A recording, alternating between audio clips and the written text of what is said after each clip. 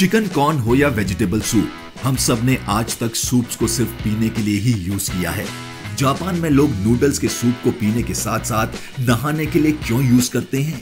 और जहां पूरी दुनिया में ग्रीन ट्रैफिक लाइट्स होती हैं, वहीं जापान में ब्लू लाइट्स क्यों लगाई जाती हैं? हमारे चैनल पर आपका फिर से स्वागत है।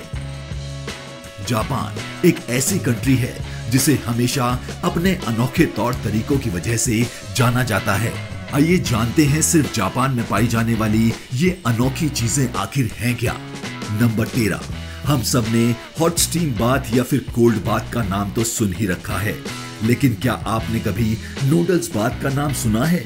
अगर नहीं तो आप ये जान लें कि नूडल्स और पोक सूप में बाथ लेना बहुत ही कॉमन है। जापानीज लोगों का मानना है कि नूडल्स के सूप में नहाना स्किन के लिए बहुत फायदेमंद होता है।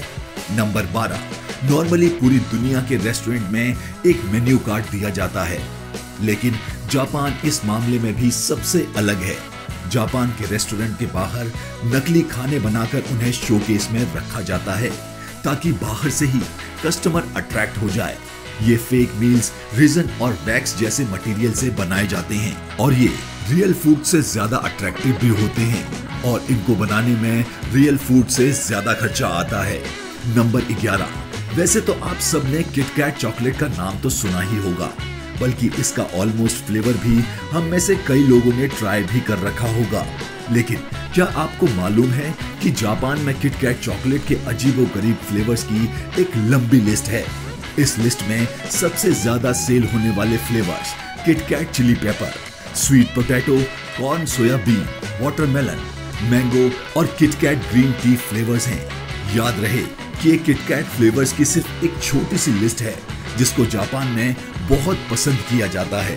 नंबर 10, क्योंकि जापान अपनी पॉपुलेशन के हिसाब से बहुत छोटा है, इसी वजह से ये लोग कम स्पेस में ही एडजस्ट करने के आदी हैं। इनको अपने घर, कमरों और शॉप्स की स्पेस को ऑप्टिमाइज करने की इतनी आदत हो चुकी थी कि फ्रिज में रखा हुआ तरबूज भी जब ज्यादा जगह लेता था तो इनको ये बात हजम नहीं हुई। 1978 में एक जापानीज ग्राफिक डिजाइनर ने पहली बार स्क्वायर शेप का तरबूज इंट्रोड्यूस करवाया।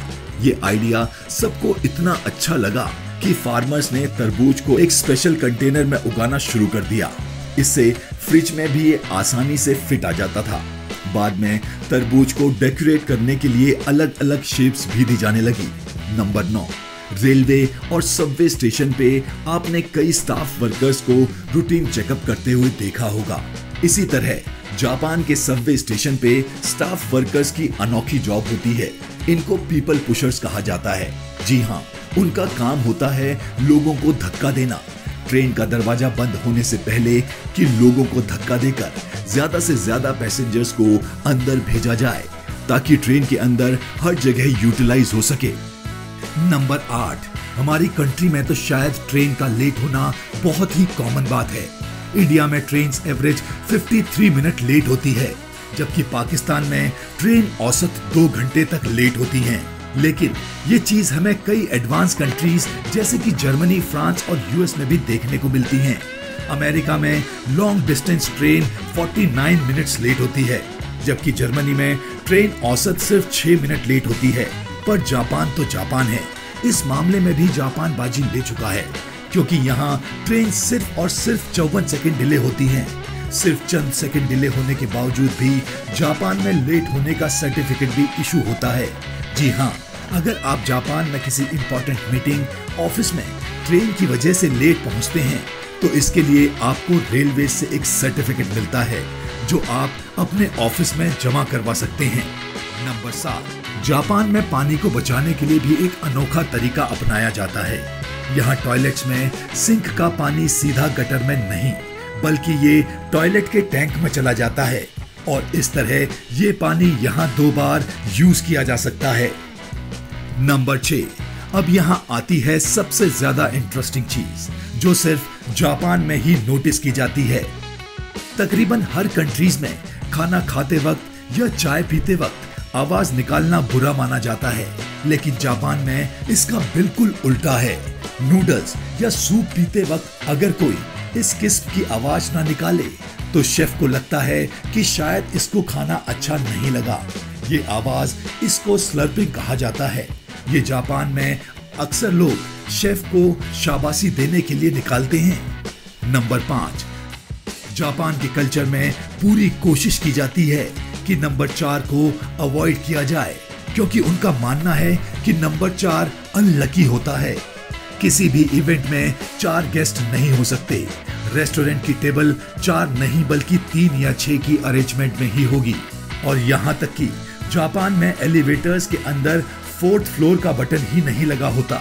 नंबर 4, पूरी दुनिया में म्यूनीस को सैंडविच, बर्गर या फ्राइज के साथ इस्तेमाल किया जाता है, लेकिन जापान वो कंट्री है जहां म्यूनीस को आइसक्रीम की टॉपिंग या पैनकेक्स की टॉपिंग के लिए इस्तेमाल किया जाता है। नंबर 3, ऑफिस में वर्किंग टेबल पर सोना काफी अजीब समझा जाता है। अक्सर ऐसा करने वालों का या तो मजाक उड़ाया जाता है या फिर उनके बॉस के ताने झेलने पड़ते हैं। लेकिन यहाँ भी जापान सबसे अलग है, क्योंकि जापान में ऐसा करना मेहनती होने की निशानी समझी जाती है। नंबर 2, दुनिया के किसी भी कोने में ट्रैफिक लाइट के सिर्फ 3 कलर्स होते हैं, रेड, येलो और ग्रीन। लेकिन जापान वो कंट्री है जहां ग्रीन की जगह ब्लू लाइट लगी देखी जाती है। जापानीज लैंग्वेज में ब्लू और ग्रीन दोनों कलर्स के लिए ब्लू वर्ड इस्तेमाल होता है। पहले जापान में भी ट्रैफिक लाइट्स में ग्रीन कलर यूज होता था, लेकिन वो इसको ब्लू कहते थे। लेकिन फिर 1973 में इंटरनेशनल स्टैंडर्ड पर उतरने के लिए और इस कंफ्यूजन को कम करने के लिए उन्हें ब्लू और ग्रीन के बीच एक कलर ट्रैफिक लाइट पर लगाने का फैसला किया। और अब नंबर 1, हम सब ने कई बार रेस्टोरेंट में अकेले खाना खाया है, लेकिन जापान के किसी रेस्टोरेंट में अगर आप अकेले बैठकर खाना नहीं खाना चाहते तो आपके अकेलेपन को दूर करने के लिए स्टाफ कार्टून कैरेक्टर्स भी मौजूद हैं, जिनको अपने सामने वाले सीट पर रखकर आपके अकेलेपन को दूर किया जा सकता है। अगर आपको ये वीडियो पसंद आया हो तो प्लीज लाइक और सब्सक्राइब जरूर करें।